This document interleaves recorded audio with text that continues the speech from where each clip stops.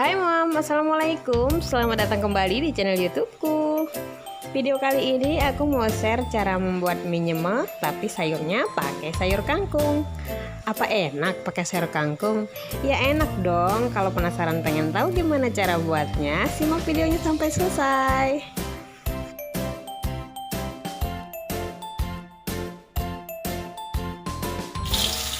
Pertama-tama aku tumis bawang putih dan bawang merah sampai harum dan matang ya.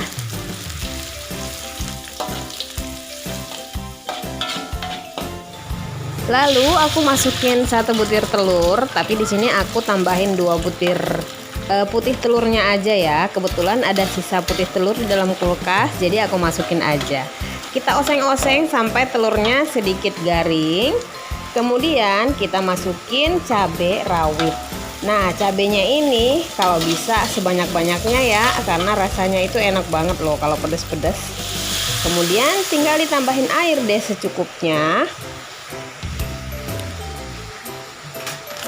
Kemudian tunggu sampai airnya mendidih, lalu kita masukin 2 bungkus Indomie goreng. Nah, untuk Indominya aku di sini pakai Indomie goreng ya. Kalau kalian mau ganti dengan mie rebus juga oke. Kita masak sampai mie-nya lunak.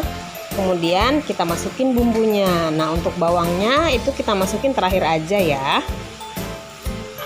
Kalau udah, aduk-aduk sampai bumbunya merata. Lalu terakhir kita masukin kangkung. Pastikan kangkungnya sudah bersih ya Mom ya, sudah dicuci. Kita masak sampai kangkungnya layu. Jangan terlalu lama ya kangkungnya dimasaknya.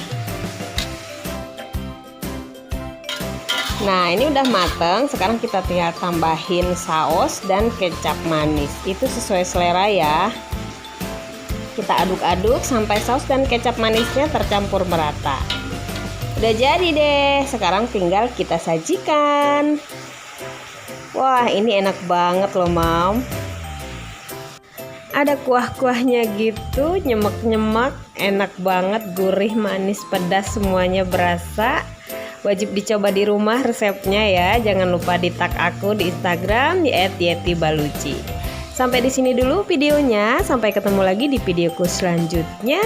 Jangan lupa diklik subscribe dan dinyalakan tanda loncengnya ya Mom ya. Wassalamualaikum warahmatullahi wabarakatuh.